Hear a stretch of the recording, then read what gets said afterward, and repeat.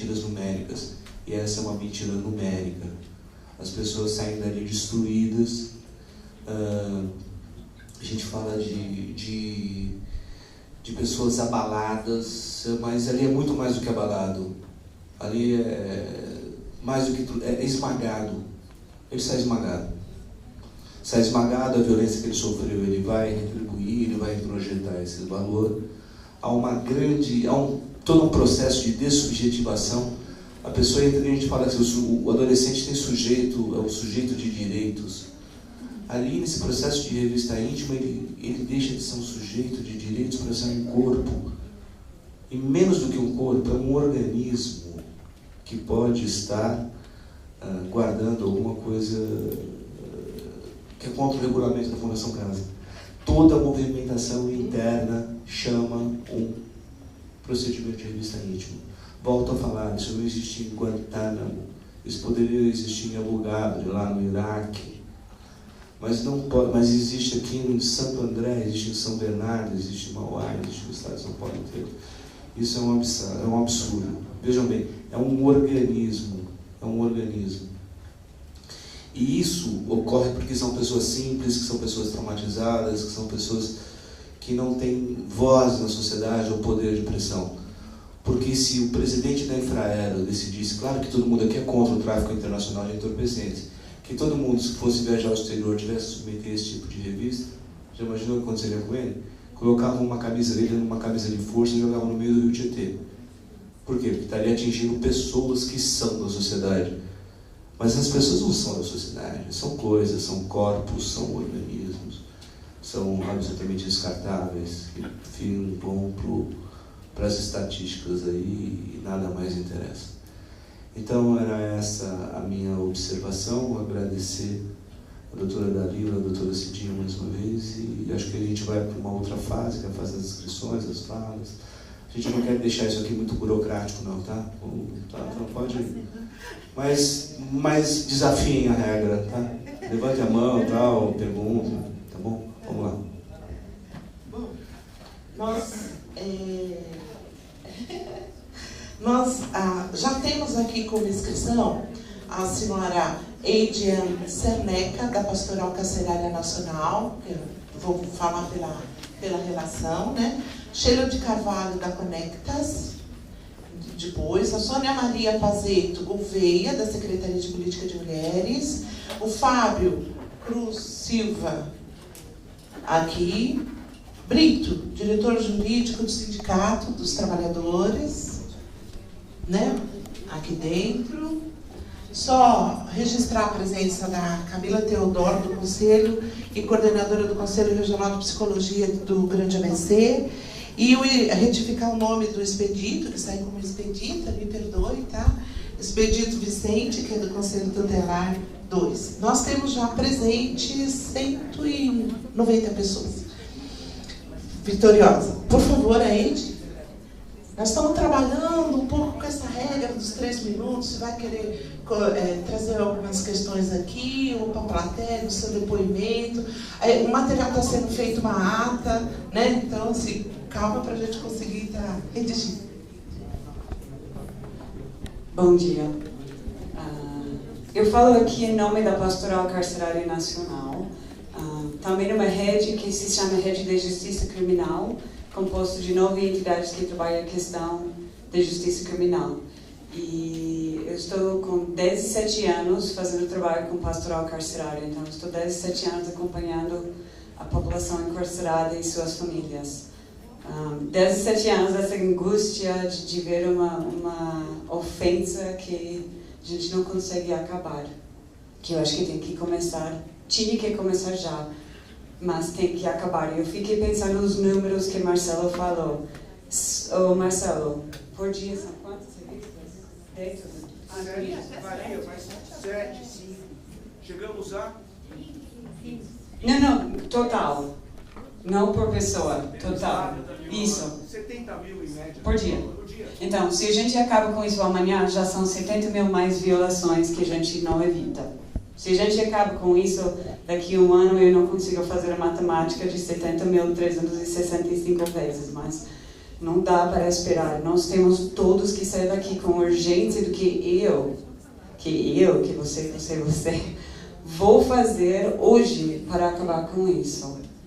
No sistema prisional do estado de São Paulo é a mesma coisa. No país tem 600 mil adultos presos.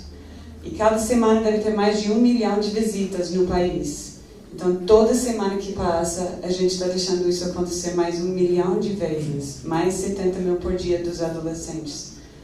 Você tem que sentir essa urgência na pele. Não dá para a gente pensar, eu vou estudar esse assunto. Não dá. Tem que acabar. Eu acho que além do fato que a revista não é eficaz, além do fato que o banquinho, quando eu entro como representante da igreja, tem unidade que eu sento em cima do banquinho assim. A família tira a roupa para sentar. Será que o banquinho enxerga quem é família de preso e quem é entidade e quem é advogado? Eu acho que não. Qual que é a proposta disso? A lei fala que não pode repassar apenas, estou falando de adulto, a lei da pessoa presa, que chama isso quando a mãe dela... Eu vi uma senhora uma vez de 92 anos de idade, que foi visitar, deve ter sido neto, não sei, e ela passou pela revista. Os funcionários furaram a fila, deixou ela passar na frente. Revistou sozinho. Mas o que a gente acha?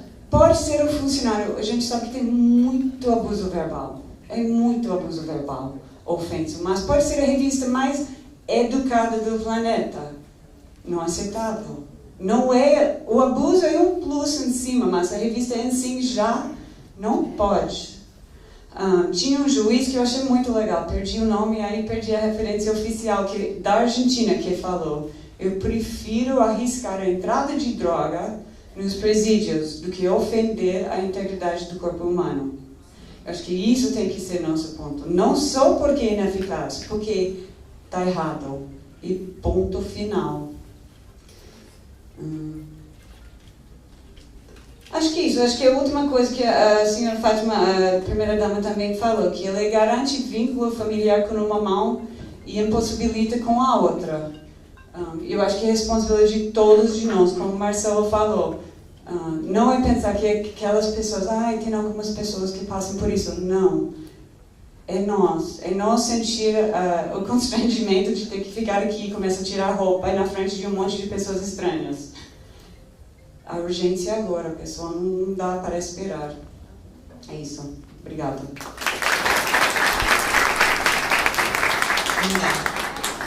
Já? Eu só queria parabenizar essa audiência e o trabalho incansável do Marcelo Novaes nessa luta. Estava parabenizando ele aqui, a gente estava trocando as mãos aqui. Olha, né? Nós tínhamos medo que não viesse gente, que não coubesse. E aí, assim, com a representação, né, que nós temos aqui, eu acho que nós estamos iniciando, Edi, né, essa luta. Acho que ela já começou. Agora é a Sheila de Carvalho, você? Eu nunca fiz festa de aniversário com medo de não aparecer ninguém em casa. Então vocês imaginam como é que eu estava nervoso antes disso daqui. Chama agora para o aniversário.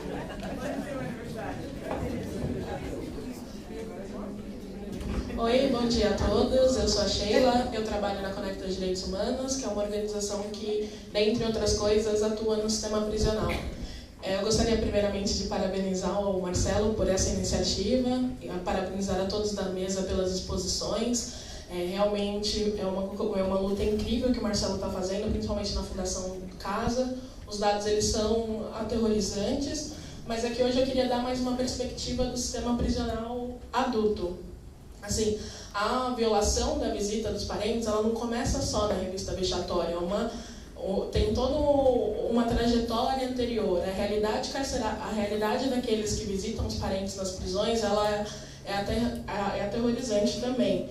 Já começa com a distância que o parente se encontra do preso. Muitas vezes eles são designados para unidades extremamente distantes dos locais onde eles moram, então essas famílias têm que fazer um trajeto longo, precário muitas vezes, porque elas não têm condições de arcar com os custos dessa viagem, semanalmente, onde elas levam comida, itens básicos de higiene como sabonete e creme dental, coisas que o Estado não fornece de forma adequada.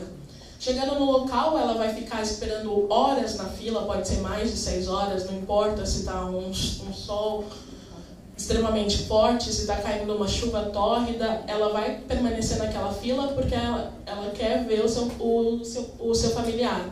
Chegando nessa fila, ela vai encontrar um desafio muito maior, ela vai ter que passar por uma revista íntima vexatória. Elas já sabem que vão passar por isso e muitas vezes a gente vê aquele discurso conformador, eu tenho que passar por isso, porque se eu não passar por isso eu não vou ver o meu familiar. O que importa é você ver o seu familiar. Então você encontra pouca resistência nessa sistemática de tirar a roupa, ficar completamente nua ou nua na frente de um agente penitenciário, nem sempre do mesmo sexo, agachar quantas vezes eles julgarem necessário. Não importa se você é um homem, uma mulher, um idoso, uma idosa, uma gestante ou uma criança, também é feito em crianças, a gente não pode esquecer. Fralda, tiram a fralda para revistar, não importa o que está ali, não importa também se a família tem outra fralda, porque nunca sabe o que aconteceu durante a longa fila de espera. Então essa prática abominável ela vai acontecer com todos e todas que tiverem algum parente que queira visitar o sistema prisional. É lógico que ela é feita de forma mais violenta e mais humilhante em alguns tipos muito detectáveis de pessoa. A mulher pobre que visita o presídio, ela não está sendo mais violada e mais humilhada pelo Estado porque ela é só uma mulher pobre, ela também nunca dispôs do seu corpo. Tem toda uma cultura do nosso sistema extremamente seletivo e patriarcal que faz com que o Estado se sinta à vontade para violar o corpo de uma mulher só porque ela é mulher, só porque ela é pobre.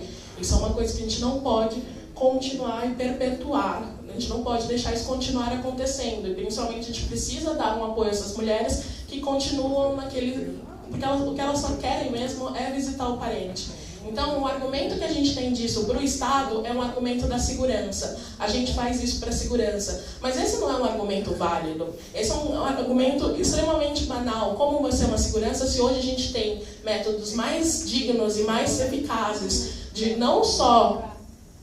para não só existir a revista vexatória, como também banir as verdadeiras formas pelas quais entram os ilícitos no sistema prisional. A gente sabe que o ilícito no sistema prisional ele não entra pelo familiar. A gente tem que considerar isso também. Em Joinville, na Santa Catarina, hoje já está funcionando o sistema de scanner corporal e com isso foi banido as revistas vexatórias da unidade.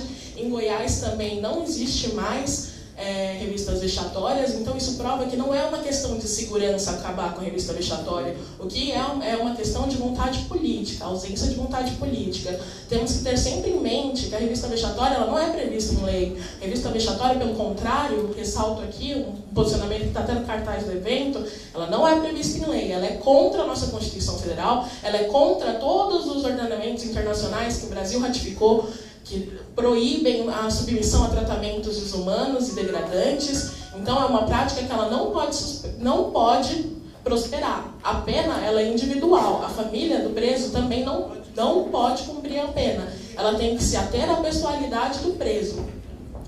Eu, como ser humano, eu jamais abandonaria alguém que eu amo. Eu não abandonaria meu pai, eu não abandonaria minha mãe, não abandonaria meus irmãos, não abandonaria meu marido ou meus filhos, eu continuaria visitando eles. O afeto que está dentro das pessoas que estão fora da grade é o que dá força para a pessoa que está presa, para conseguir sobreviver a uma cela extremamente lotada, a condições mínimas de higiene, a ausência de ventilação, a uma comida intragável e submissões reiteradas a diversas práticas de tortura e maus tratos. É o afeto das pessoas que estão fora da grade que vai fazer essa pessoa presa um dia ter uma possível chance de se reintegrar à sociedade que um dia lhe encarcerou. Muito obrigada.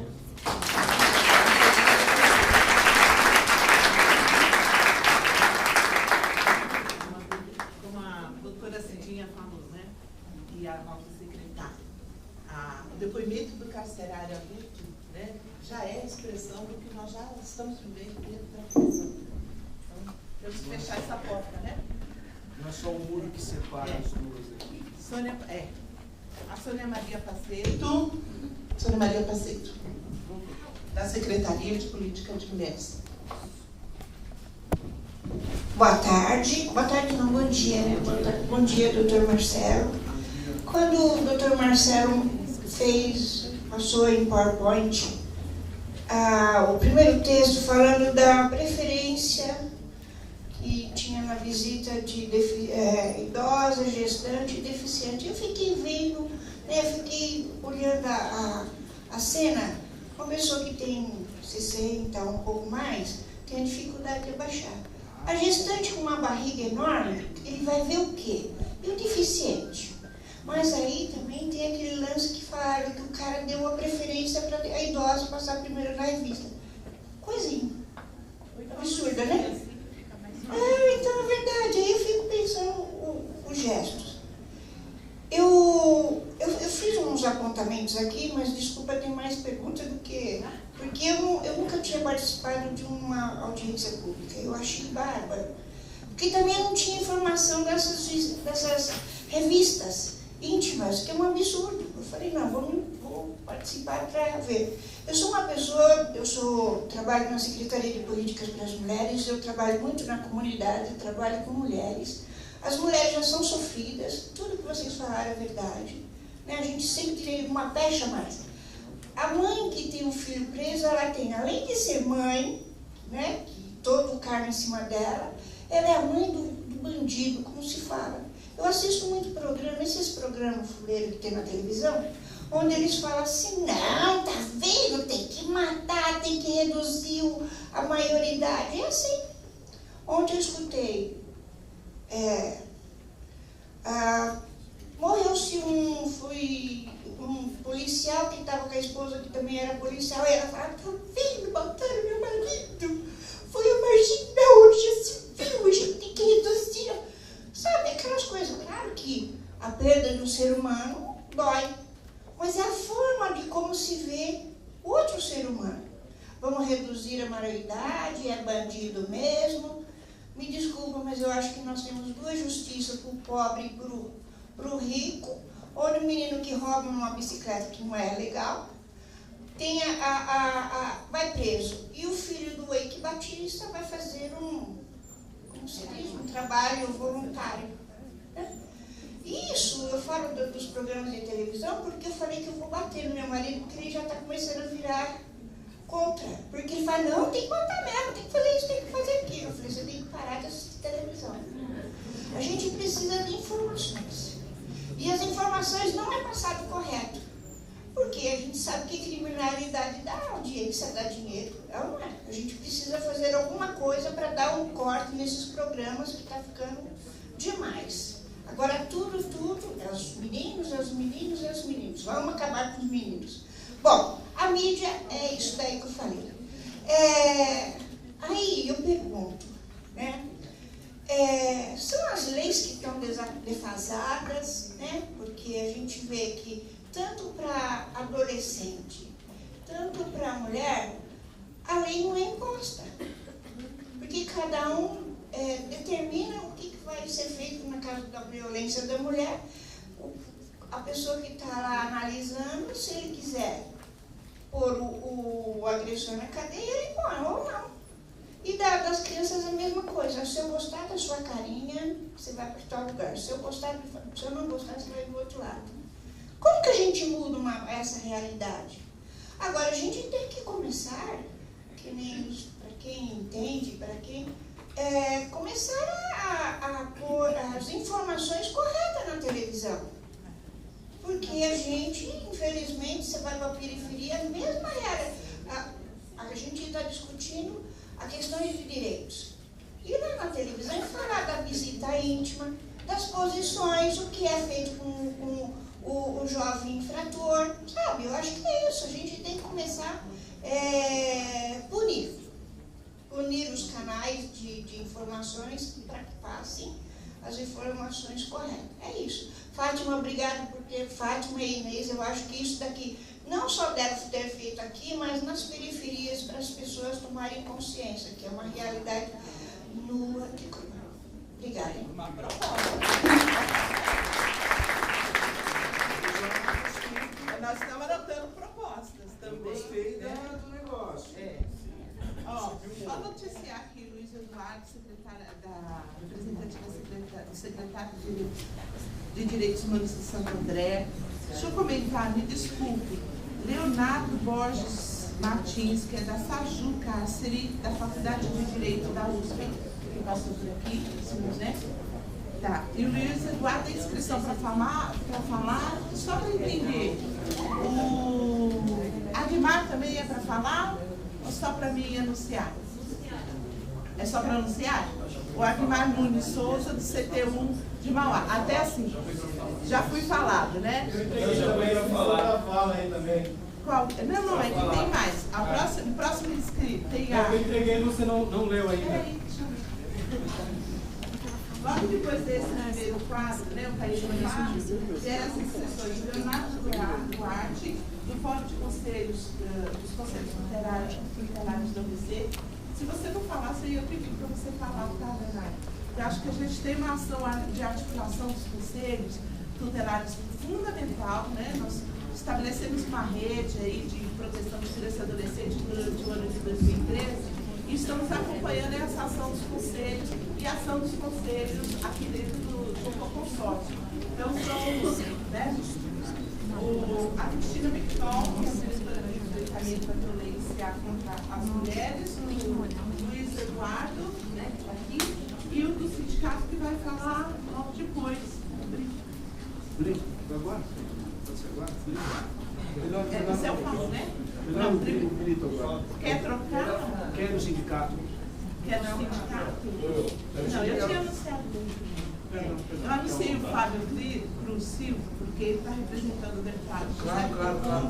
E com relação ao projeto de lei 797 de 2013. Bom dia a todos. Primeiramente, saudamos a pessoa do Dr. Marcelo Diniz no mesa. Represento aqui o deputado José Bittencourt. O deputado José Bittencourt tem um projeto de lei que proíbe a revista íntima no estado de São Paulo. É uma iniciativa de 2013, está sendo já inserido com a prioridade necessária nas comissões temáticas da Assembleia Legislativa. Dr. Marcelo, demais componentes da mesa, Dr. Bittencourt, deputado estadual, se colocou à disposição e colocou o mandato à disposição de todos os senhores para que isso seja discutido no Parlamento do Estado de São Paulo, para que consigamos avançar nas discussões e que esse projeto de autoria do deputado seja eficiente e que se liquide de uma vez por todas essa revista vexatória, inconstitucional, confrontadora ao ECA e aos demais estatutos. Essa é a nossa proposta. Sabemos que vocês estão colocando neste primeiro fórum, nessa primeira temática, algumas propostas, e fica aqui a proposta do deputado Bittencourt, que é solidário a esta causa, que ele acompanha e certamente acompanhará o trabalho de vocês muito mais perto com essa ata que será, já solicitamos que seja encaminhada para nós, para que possamos dar continuidade à nossa luta. Contamos com todos vocês, agradecemos desde já e parabenizamos pela iniciativa. Vamos buscar justiça social, dignidade e respeito aos direitos humanos no nosso Estado. Agradeço desde já. Muito bom dia.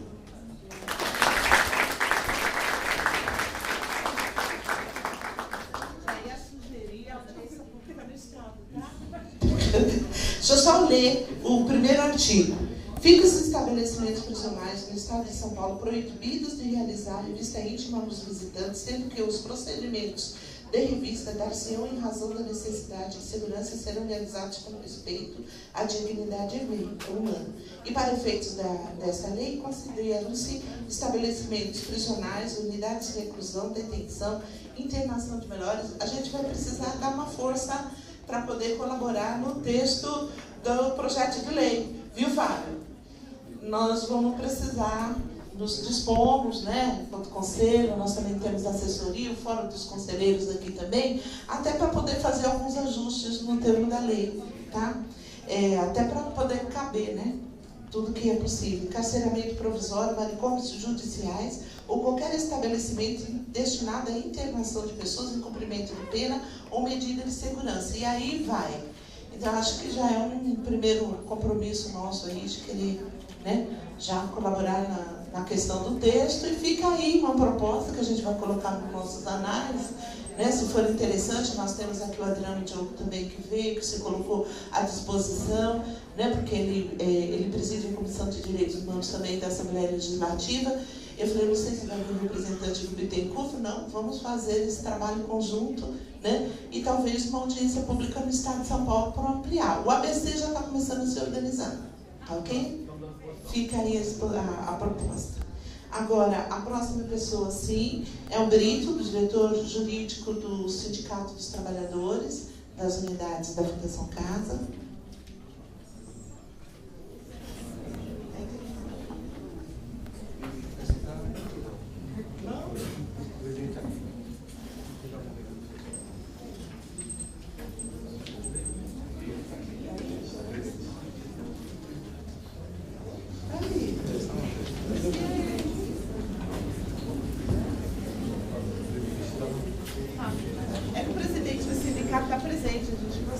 O presidente está presente. Primeiramente, bom dia à mesa, bom dia ao doutor Marcelo pelo convite. O presidente está presente, mas o presidente, além de estar presente, ele está fazendo outras coisas, né? E a gente, enquanto Secretaria de Assuntos Jurídicos, a gente está autorizado a falar em nome da instituição sindical. Pois bem, eu não... Sindicato Citraenfa, Sindicato dos Trabalhadores em Assistência do Estado de São Paulo. Tá? Nós representamos dois segmentos. Representamos o segmento da Fundação Casa, que são os trabalhadores da Fundação Casa, e representamos o segmento da rede conveniada. Veja bem, eu não falo aqui em nome da instituição Fundação Casa, eu falo em nome dos seus trabalhadores. Por favor, não me apedrejem. Tá? Eu falo em nome dos trabalhadores. Então, veja bem, fazendo uma análise, eu estou estudando esse fato, desde o convite que o meu presidente passou para nós, eu estou estudando essa matéria, com relação à revista íntima, né, que foi classificada como revista vexatória, que é o que acontece, isso é revista vexatória. Né. Eu vim tratar da revista íntima, que é uma padronização que existe nas Fundações Casa do Estado de São Paulo, via portaria, de uma portaria específica, tá, que fala da revista, que é a portaria 526 de 2010, publicada dia 10 de 5 de 2010, e que tem, inclusive, o Conselho Estadual, o Conselho Estadual do Direito da Criança e do Adolescente, como uma das entidades que referendou essa portaria. Tá? Isso tem que ficar bem claro. A questão é a seguinte, houve uma catarse aqui, né? Eu vi que o sentimento se exaltaram e aproveitou-se para falar em outras coisas também. Né? Ao trazer à baila, a presente, a fala dos adolescentes, trouxe também essa coisa, né, do tratamento, essa coisa do... Eu gostaria de dizer o seguinte, que o que o adolescente falou aqui não representa a fala de todos os trabalhadores, tá? Por favor. Tá? Eu estou há 19 anos na instituição, eu passei por todas as unidades, já fui refém de rebelião, quase morri em 3 rebeliões, uma em Franco da Rocha, outra em Imigrantes, quando arrancaram a cabeça daquele jovem lá, que parecia, lembrei lá daquela, né, do lado do estado do Maranhão, né, quando eu vi aquela cabeça lá, bom, foi uma coisa horrível. A questão é assim, a gente também tem nossos traumas também, tá? E nós sofremos muito. Hoje a grande discussão do sindicato, dentro da categoria da Fundação Casa, é a questão da segurança do trabalhador. Hoje o trabalhador, ele vai para a Fundação Casa, mas ele não quer ficar. A gente tem 13 mil servidores, desses 13 mil, 6 mil são do pátio. Tem 1.000 afastados de psiquiatria, você sabe o que é isso? De cada 6 eu tenho 1 afastado de psiquiatria. Então o que acontece? O trabalho não é fácil, o trabalho é muito difícil. Tá? Outra coisa, o nosso adolescente, já que a gente tem que falar, o nosso adolescente, ele é vítima de uma sociedade violenta. Só que atualmente, com dados que eu inclusive peguei, né, de revistas e tudo mais, aumentou em 27% em todo o país o número de adolescentes envolvidos no tráfico de droga. E só no estado do Rio Grande do Sul foi 192% de jovens envolvidos em tráfico de drogas. O tráfico de drogas, gente, assim, a gente tem que entender bem como é que funciona. Ele é feito por uma organização, por uma facção. Inclusive, eu sou autor de uma obra chamada Tatuagem de Cadeia em Crianças e Adolescentes do Estado de São Paulo. Eu fiz um trabalho autorizado pelo Dr. Samuel, desde de Osasco, onde eu cataloguei todas as tatuagens dos adolescentes, todas. E, pasmem, nós temos 49% dos nossos adolescentes tatuados com tatuagem de cadeia ou tatuagem de facção criminosa. O cara que se tatua com tatuagem de cadeia ou facção criminosa, ele tem que demonstrar o que? Fidelidade à facção. Tá? Hoje eu vou falar uma coisa para vocês, e o que é uma realidade. A gente tem um problema muito grande na questão do tratamento. Eu estou fazendo o tratamento do adolescente no centro da Fundação Casa, no modelo T40, que está indo tudo bem. De repente chega um cara do lado de fora que eu não conheço, nunca vi na minha vida, e fala assim, moleque, vira a casa, vira a casa. O adolescente, é óbvio que ele é um adolescente. Ele não sabe como é que é adolescente. Opa! O mano falou lá para virar a casa. Isso quando não vem carta, eu trouxe até uma carta aqui, ó, do PCC aqui, ó, mandando virar a casa aqui, ó, matar um funcionário. Tá? Eu não vou ler essa carta, pelo amor de Deus, eu não vou fazer isso com vocês. Eu estou só falando assim, que o trabalho não é fácil. O trabalho não é fácil. Só que eu entendo também que está errado também essa monte de revista o dia inteiro. Está errado. Não está certo. Né? Existe a questão de que existe o excesso. O excesso não pode, né? Inclusive as mulheres. Me desculpa. Eu acho assim, acho que temos direitos, assim, colocar um espelho, pelo amor de Deus. Né? Eu acho que assim, existe um excesso. O excesso vem por conta da questão da legitimidade, da questão do medo com relação à segurança de entrar alguma coisa e com relação ao receio do que pode acontecer e do que pode vir a acontecer. Eu vou dar um exemplo para vocês. Eu fui refém numa rebelião em 97, onde entrou uma arma, 22, né? Uma arma. Você entendeu? Eu fraturei uma costela na rebelião, né? Quase morri, né? E assim, e a arma entrou na visita. Né? E aí você fala assim, pô, você deve estar traumatizado. Eu tenho um trauma assim, quando você fala em visita, eu tenho um certo trauma.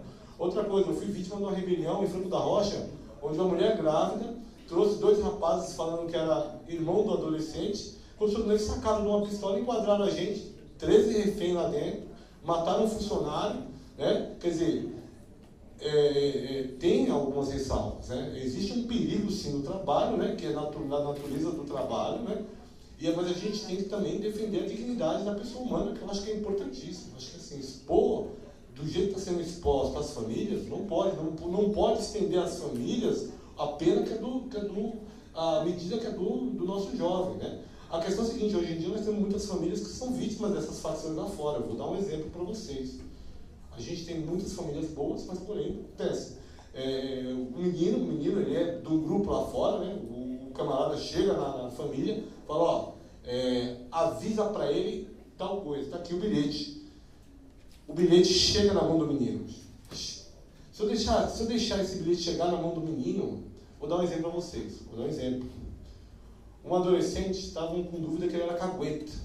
Aí os meninos, pela visita, mandaram lá para fora um pipa. Não sei se você sabe, um pipa é uma carta, né? Aí eles estavam esperando essa carta entrar. Gente, vocês pensam como é que foi o nosso trabalho esse mês? Ó, para não deixar essa carta entrar. Porque se o traficante lá na comunidade falar que o cara é cagueta, os meninos são capazes de matar o cara ali mesmo. Né? E são adolescentes, né? E a gente precisa segurar isso, né? Então, muitas vezes o medo faz com que a gente sobreponha o outro direito do outro, com relação à questão da intimidade, quando eu acho que é um excesso. Então, assim, se falou na questão, né, de implementação de sistema, que possa haver o corpo já em outros estados, eu acho que é importante isso daí. Eu acho que o Estado tem que arrumar um meio, sim, de fazer essa revista corporal, sem precisar colocar os nossos adolescentes e suas famílias nesse formato, né? São 5 revistas por dia, o doutor falou, mas eu vou mais além, pode ser até 7, 8, 9, depende. Depende do dia, porque assim, toda vez que eu vou entrar com o menino pro quarto, eu tenho que fazer a revista, sabe por quê? Porque se eles tiverem um desafeto lá dentro, lá embaixo ele não mamulou alguma coisinha, né? Ele pega a escova de dente e amola a escova de dente, ó. Vocês pensam, a escova de dente é de plástico, tá, gente? Mas ele amola uma escova de dente. Aí o desafeto vai dormir. Ele coloca a escova de dente no ouvido do desafeto, Acabou. Então, o que acontece? Então, é o medo. Muitas vezes o medo faz com que a gente cometa excessos, né? E não estou querendo justificar isso, muito pelo contrário. O que eu estou querendo dizer é o seguinte: a gente precisa ter mecanismos. Se o Estado colocar um mecanismo onde o trabalhador possa trabalhar com mais segurança, acredito que a gente não vai ter esse problema do excesso e nem submeter as nossas mulheres a esse serviço vexatório, como se ocorre nas unidades do Brasil e outras unidades aí presentes. Então, muito obrigado pela palavra. Eu estou aberto a perguntas. Obrigado pela contribuição. É muito importante a gente ouvir o pessoal do sindicato, né? É extremamente importante. Mesmo porque nós temos a clareza de que vocês também são vítimas desse sistema. Imagina um funcionário, tem 20%, 30% da carreira afastado por problema psiquiátrico. Do mesmo modo que o adolescente sofre com a revista, acho que a gente também sofre fazer aquele tipo de revista. É o outro lado da moeda. Vamos lá, o próximo inscrito é o senhor Leonardo Duarte, do Fórum dos Conselhos Tutelares do ABCD. Por favor, senhor Leonardo. Em razão do adiantado da hora, nós queremos sair daqui com algumas deliberações. A gente vai pedir para o pessoal tentar respeitar o limite de 3 minutos, tá bom? Para a gente poder depois abrir, para tentar ver o que é que a gente vai decidir no final aqui dos trabalhos. Leonardo. Bom dia a todos, bom dia a todas. Primeiro, parabenizar a iniciativa do Conselho Municipal dos Direitos da Criança e do Adolescente, junto com a Defensoria Pública e o Fórum dos Conselhos Tutelares das 7 cidades do ABC, em estar organizando uma atividade que provoca uma reflexão acerca de um tema que ele, infelizmente, não representa todas as violações cometidas contra os adolescentes que cumprem medida socioeducativa dentro das unidades da Fundação Casa, no ABC e em todo o estado de São Paulo, né? Desde 2012, o Fórum dos Conselhos Tutelares das 7 cidades vem realizando visitas nas unidades de Mauá, de São Bernardo e, mais recentemente, de Santo André.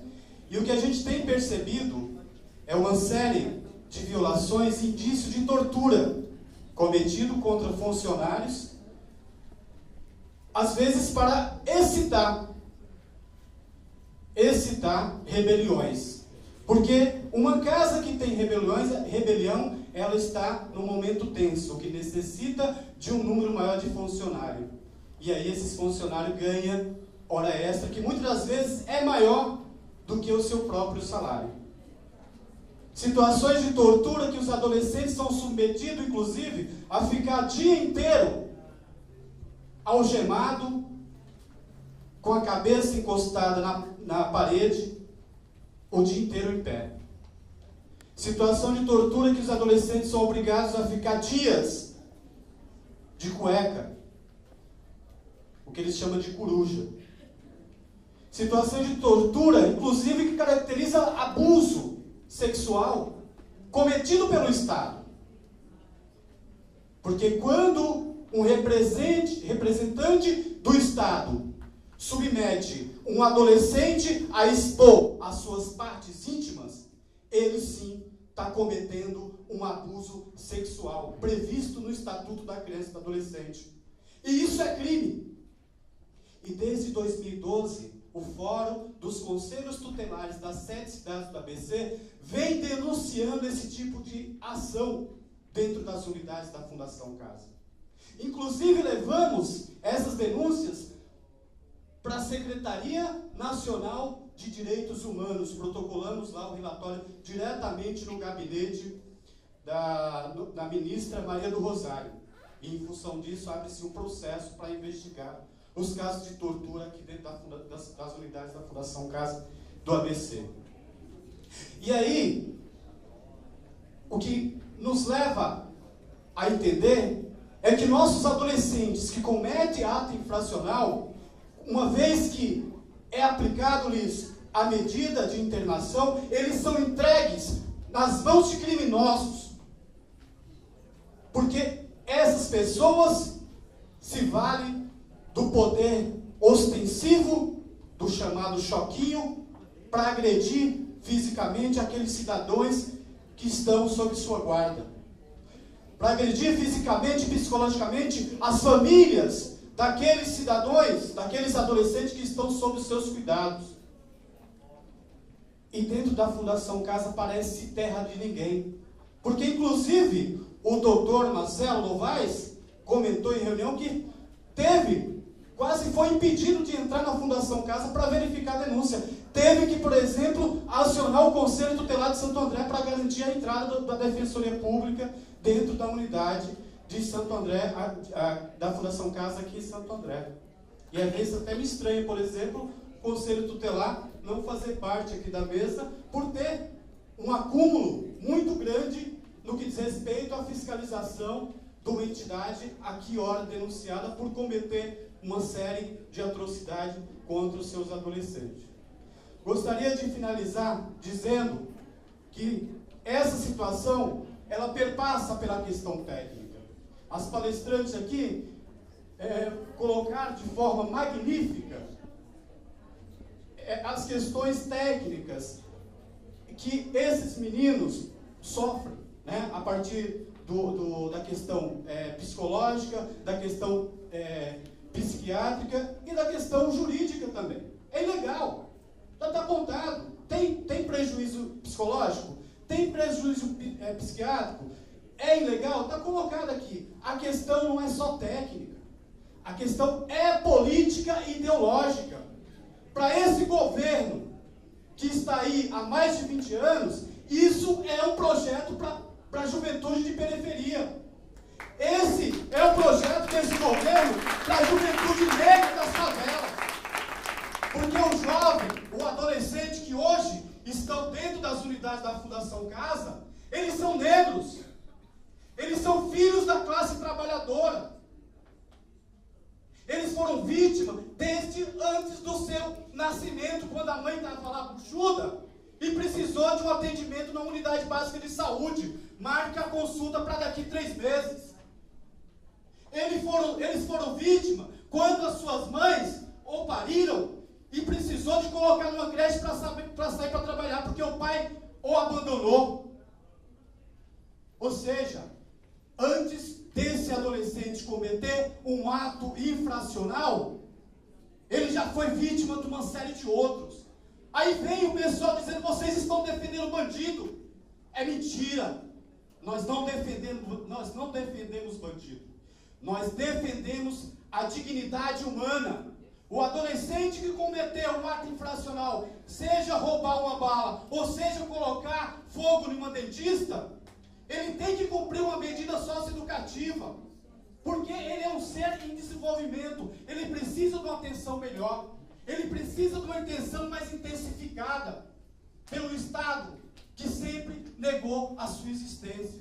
E quando ele é condenado, porque não é medida socioeducativa que acontece dentro das unidades da Fundação Casa, quando ele é condenado a cumprir a sua medida lá dentro, ele é torturado. E eu acho que se isso acontece no nosso território de atuação, nós temos que fazer uma reflexão de que o que nós estamos fazendo é insignificante, porque as violações ainda perpetuam. Nós estamos no ano eleitoral. Nós sabemos que essas decisões, elas são políticas e ideológicas. Na hora de apertar o dedo lá, nós temos que pensar em candidatos que tenham o compromisso com o direito humano.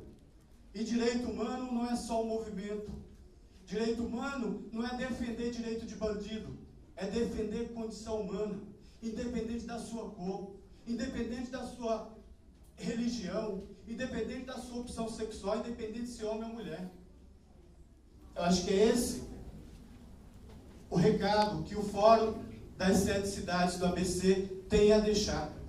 E deixar registrado que os conselhos tutelares das 7 cidades têm se organizado junto com alguns outros atores do ABC para criar o comitê permanente de acompanhamento das medidas socioeducativas no ABC. Então, nós tiramos como forma estratégica de lançar aqui, simbolicamente, o fórum permanente de acompanhamento das medidas socioeducativas.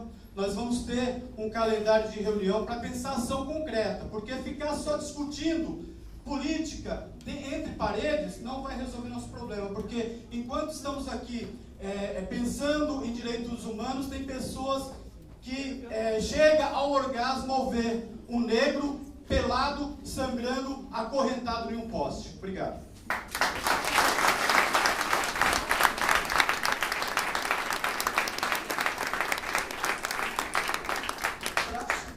A próxima inscrita é a Cristina Pectol, diretora de enfrentamento à violência contra as mulheres. Nós só temos depois dela Luiz, Eduardo e o questionamento que veio à mesa que o Dr. Marcelo vai responder. E aí a gente já está entrando nos encaminhamentos, tá? Nós temos alguns aqui que a gente quer pontuar na mesa, né? Algumas foram discutidas no fórum, outros não foram discutidos no fórum. A gente queria que fosse sendo trazido por esse elemento, mas esse fórum também é deliberativo, né? Bom dia a todos, bom dia a todas. Gostaria de parabenizar a iniciativa da Defensoria Pública e do CMDCA, que é dos conselhos, de todas as pessoas que estão aqui, porque cada uma que está aqui é porque tem interesse de saber um pouco mais sobre esse problema e de procurar soluções. Falando em nome da Secretaria de Política para as Mulheres, a gente vem trazer o nosso recado que nós estamos parceiras nessa luta. Então, no que tiver de ações propostas, nós vamos estar juntas, porque não é possível que em pleno século XXI a gente ainda, além de toda a violência que a mulher sofre no seu dia a dia, ainda tem que ser submetida a mais essa violência que foi descrita aqui. E o que me conforma, no sentido de que há esperança, é que acredito que todas as pessoas que estão aqui têm capacidade de indignação. Enquanto a gente tem essa capacidade de indignação, a gente vê luz no final do túnel, a gente tem esperança. Então, se a gente está aqui hoje, numa manhã, né, em vez de estar fazendo outras coisas, a gente veio aqui aprender, porque eu aprendi muito nessa audiência pública, é porque a gente tem esperança que isso vá se resolver. Então, conte com a gente. Secretaria de Política para as Mulheres é parceira nessa luta. Obrigada.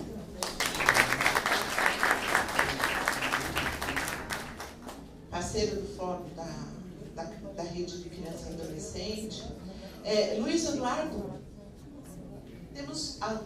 recebemos a inscrição do Aldo, presidente do sindicato, até por direito de resposta, e aí nós estamos encerrando esse período de inscrições, já para ir para os encaminhamentos.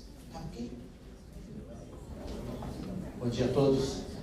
Santo André é uma cidade pioneira em muitas coisas. Santo André é pioneira na Secretaria de Direitos Humanos e Cultura de Paz.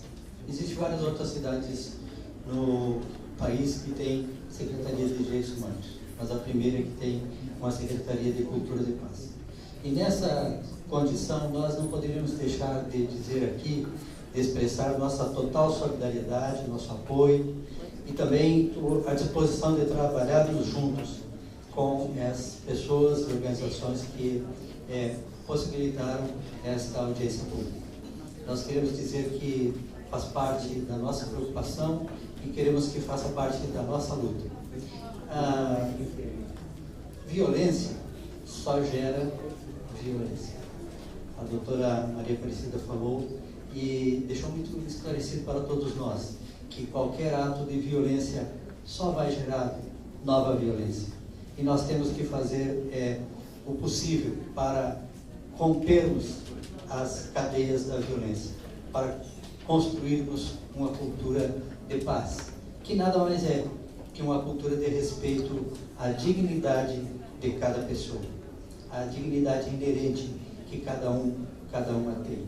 Então nós queremos fazer parte, junto com todas essas organizações, desta campanha para rompermos as cadeias da violência e para estabelecermos uma sociedade